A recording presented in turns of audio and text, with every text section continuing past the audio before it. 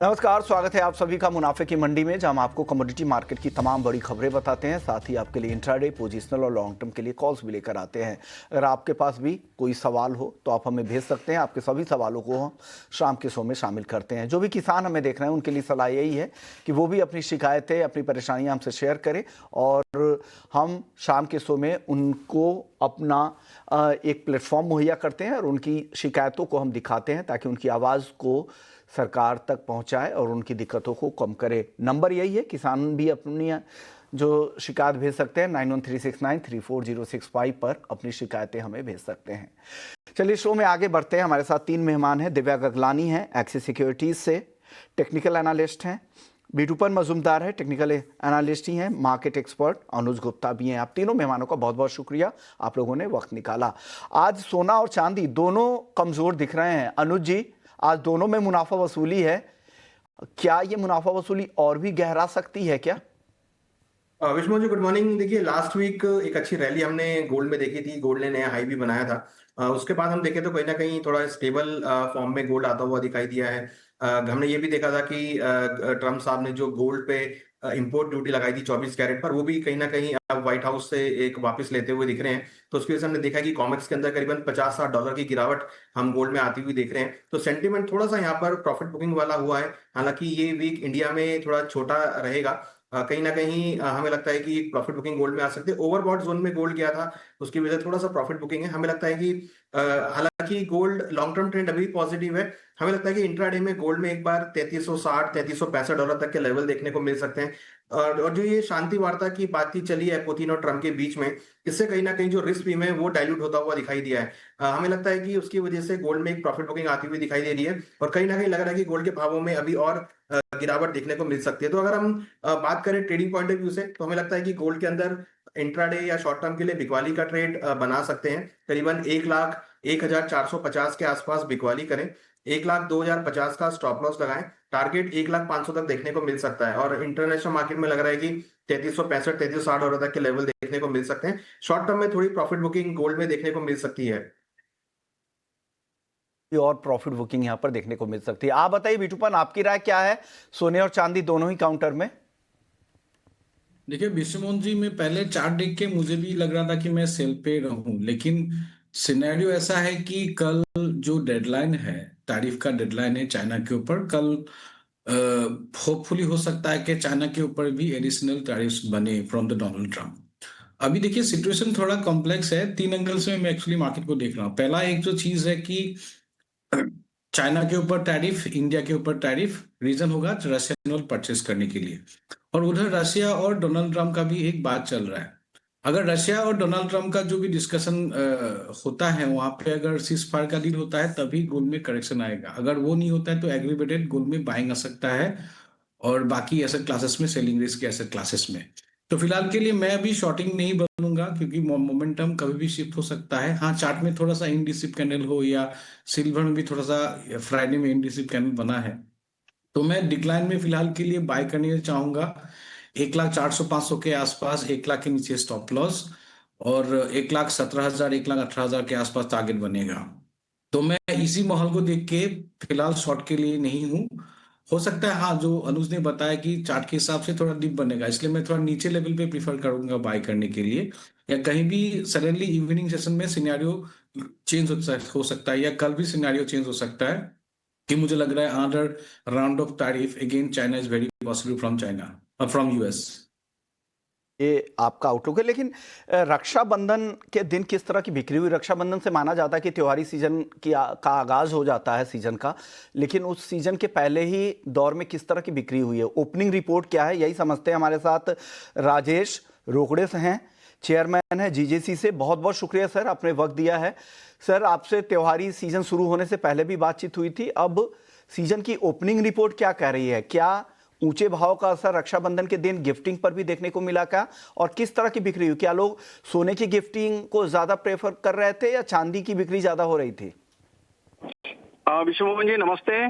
Sir, बिल्कुल आपने सही कहा कि इस बार जो ट्रेंड है थोड़ा सा एक बार चेंज देखा है हमने, और ओवरऑल जो बिक्री थी वो बिक्री थोड़ी सी ज्यादा हुई है नॉर्मल से। नॉर्मली अगर मैं देखता हूँ तो पर डे का सेल नॉर्मली पूरी इंडिया का अगर मैं देखता हूं तो 4 टन के आसपास का होता है, लेकिन इस दिन करीब 6 टन से 7 टन के आसपास का एक दिन का सेल होता है।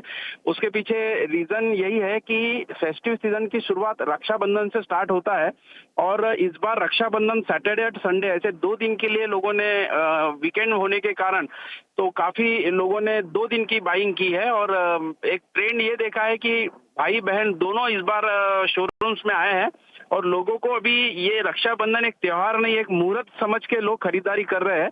और ये मुहूर्त के समय में खरीदारी लोगों ने इसलिए भी इसे मुहूर्त समझा है क्योंकि लास्ट ईयर जब हम लोग रक्षाबंधन पे बात कर रहे थे तब 19 अगस्त को, तब सोने के भाव 72,000 के आसपास थे और चांदी 83,000 थी, जो कि चांदी आज 1,15,000 और सोना 1,02,000 1,01,000 के आसपास है।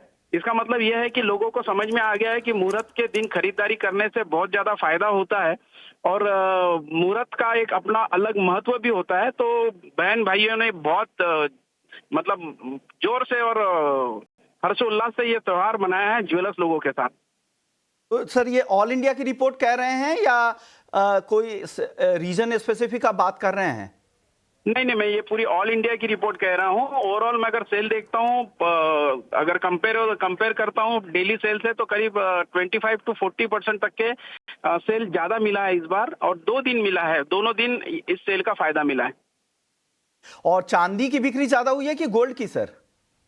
देखिए तीनों चीजें हमारे यहाँ एक साथ बिकती है। गोल्ड खरीदने वाले गोल्ड खरीदते हैं, डायमंड खरीदने वाले डायमंड खरीदते हैं, सिल्वर खरीदने वाले सिल्वर खरीदते हैं अकॉर्डिंग टू पॉकेट साइज, क्योंकि सभी का डीप पॉकेट नहीं होता है। कुछ कस्टमर्स ऐसे हैं जो जिन्होंने डायमंड खरीदा है, कुछ कस्टमर ऐसे हैं जिन्होंने गोल्ड खरीदा है। लेकिन सिल्वर की एक अलग पहचान है, सिल्वर बहुत ज्यादा लोग पसंद करते हैं आजकल क्योंकि वो पॉकेट फ्रेंडली हो गया और जेनजिस को भी अफोर्डेबल हो गया है। इस वजह से सिल्वर की थोड़ी डिमांड बढ़ी है कंपेयर टू लास्ट ईयर। मान बढ़ी है, ओवरऑल बिक्री आपको लग रहा है कि ठीक रही है? देश भर की रिपोर्ट आप दे रहे हैं कि लोगों में उत्साह है, हालांकि ऊंचे भाव का असर थोड़ा हुआ है, तो वो ये हो सकता है कि वॉल्यूम टर्म में उतनी ज़्यादा ग्रोथ ना हो, लेकिन वैल्यू टर्म में तो ग्रोथ थोड़ी दिखी ही है। शुक्रिया सर, आपने वक्त निकाला, हमारे दर्शकों को बताया कि क्या कुछ ओपनिंग रिपोर्ट है, क्योंकि त्योहारी सीजन की शुरुआत हो चुकी है। शुरुआती दिन की रिपोर्ट से ही पता लग जाता है कि आगे किस तरह का माहौल हो सकता है, क्योंकि इस बार की दिवाली, धनतेरस और दशहरे के लिए काफ़ी तैयारी ज्वेलर्स ने कर रखी है। हमारे साथ दिव्या गगलानी जी भी है। दिव्या, आप बताइए, गोल्ड और सिल्वर पर क्या लग रहा है आपको? क्या भाव कुछ और कम हो सकते हैं क्या? Good morning Vishwamohan ji. Good morning sir. अगर सुनने की बात करें तो जो न्यूज फ्लो है प्राइजेस के लिए काइंड ऑफ मिक्स है। एक तरफ से हमने आज गैप डाउन देखने मिला क्योंकि जो रिस्क प्रीमियम है सोने के अंदर वो थोड़ा घट गया क्योंकि मीटिंग है पुतिन और ट्रम्प की 15 अगस्त को। तो एक्सपेक्टेशन है कि मे बी जो वॉर है यूक्रेन रशिया का उस पर सीज फायर लग सकता है। पर दूसरी तरफ हम देखें तो प्राइजेस को अच्छा सपोर्ट भी मिल रहा है क्योंकि लोअर लेवल पे एक तरफ से डॉलर इंडेक्स जो 100 के ऊपर चला गया था 98 के आसपास आ गया है। साथ ही साथ जो रेट कट की जो प्रोबेबिलिटी है वो भी काफी ज्यादा बढ़ गई है, तो वो भी प्राइस को सपोर्ट दे रहा है। और ये वीक में सीपीआई का डेटा भी है, तो देखना पड़ेगा कि कैसा आता है। अगर कुछ सरप्राइज हमें देखने मिलते हैं तो मे बी प्राइजेस के लिए और अच्छा हो सकता है। तो मेरे हिसाब से और अगर मैं टेक्निकली बात भी कर तो डेली चार्ट पे जो कॉमेक्स है वो 9 डेज मूविंग एवरेज के ऊपर सस्टेन कर रहा है, तो एक पॉजिटिविटी दिख रही है अभी भी। तो इंट्राडे में बाय ऑन डिप्स कर सकते हैं। अगर प्राइस 1,07,700 के आसपास आता है तो वहां पे बाय करे। स्टॉप लॉस हम 1,05,000 रुपए का रखे और टारगेट ऊपर में 1,01,000 का मेंटेन करे। अगर चांदी की बात करें तो चांदी में हमें एक काइंड ऑफ एक प्रॉफिट बुकिंग देखने मिले लास्ट वीक की जो बेहतरीन रैली के बाद। पर चांदी मुझे ओवरऑल अच्छा ही दिख रहा है एज सोने जैसे ही। तो चांदी बाय ऑन डिप्स कर सकते हैं। 1,13,500 के करीब आता है तो वहां पे बाय करके चले। स्टॉप लॉस हम 1,13,000 रुपए का रखे और टारगेट ओवर में 1,14,200 का मेंटेन करें। पर आपकी ये कॉल है। चलिए, एक और रिपोर्ट है स्टील को लेकर। स्टील की रिपोर्ट के साथ हमारे साथ एक बेहद ही खास मेहमान हैं, ध्रुव गोयल हैं, सीईओ हैं बिगमिंट के। बहुत बहुत शुक्रिया ध्रुव सर, आपने वक्त निकाला है। सर, स्टील को लेकर कहा जा रहा है कि चाइना में खपत में सुस्ती दिख रही है, प्रॉपर्टी से जो संकट है उसके बाद से ये लगातार यहाँ पर दबाव दिख रहा है। लेकिन आज के सत्र में देखने को मिल रहा है कि वहाँ पर इन्हें चीन में स्टील फ्यूचर्स में तेजी दिख रही है। वैसे ओवरऑल ट्रेंड कैसा दिख रहा है सर स्टील मार्केट का? नमस्ते Vishwa ji, first of all thank you मेरे को यहाँ इनवाइट करने के लिए। नमस्ते सर। तो पहला आपका सवाल कि स्टील में क्या माहौल है, चाइना में स्टील का क्या माहौल है। तो ओवरऑल चाइना की स्टील इंडस्ट्री में सुस्ती है, उसमें उसका जो रियल एस्टेट सेक्टर है वो काफ़ी डाउन ट्रेंड है। उनके अगर आप डेटा देखेंगे तो वो month on month downward trend report कर रहा है। बट एक चीज़ जो अच्छी उनके मैक्रो इकोनॉमिक डेटा में कि ऑटोमोबाइल प्रोडक्शन काफ़ी अच्छा हुआ है। सोलार में जो भी उनके कंजम्पशन है वो काफ़ी अच्छे हुए हैं। इनफैक्ट उनकी खुद की जो सोलार या रिन्यूएबल में जो एक्सपेंशन चल रहे हैं, साथ साथ वो काफ़ी कंट्रीज़ में अपने ये ईपीसी प्रोजेक्ट सप्लाई करते हैं, तो वहाँ से इनडायरेक्ट फॉर्म में उनके पास डिमांड है स्टील की। बट ओवरऑल आप देखेंगे तो जो उनका रियल एस्टेट सेक्टर है, जो कि सबसे बड़ा कंज्यूमर है स्टील का, वो अभी भी मंदी के दौर पे ही है। मतलब वहाँ पे बहुत ज़्यादा सुधार नहीं दिख रहा है। ध्रुव सर, एक और सवाल ये था कि चीन में कंस्ट्रक्शन सेक्टर में ओवर कैपेसिटी कम खत्म करने पर भी फोकस है वहां पर। इस फ्रंट पर क्या अपडेट है सर?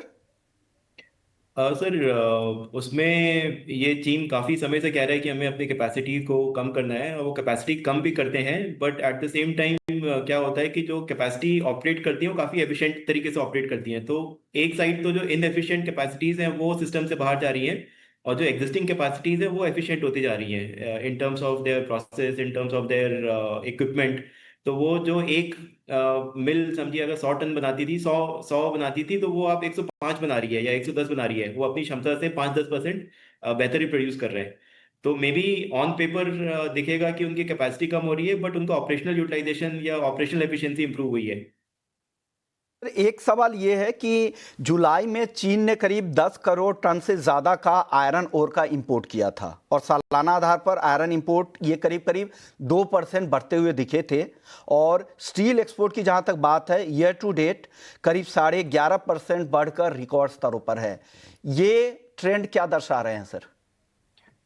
विश्व जी, आप अगर पिछले साल का डेटा देखेंगे तो चाइना ने लगभग 110 मिलियन टन स्टील का एक्सपोर्ट किया है, जो कि उनके ये 7 साल के रिकॉर्ड हाई पे है। और उसका रीजन ये है, जैसे अभी अपन डिस्कस कर रहे हैं, कि उनकी रियल एस्टेट में सेक्टर में थोड़ी गिरावट है, वहाँ पे उतनी डिमांड नहीं है। तो जो एक्सेस कैपेसिटी है, जो एक्सेस स्टील है, वो एक्सपोर्ट के फॉर्म में जा रहा है।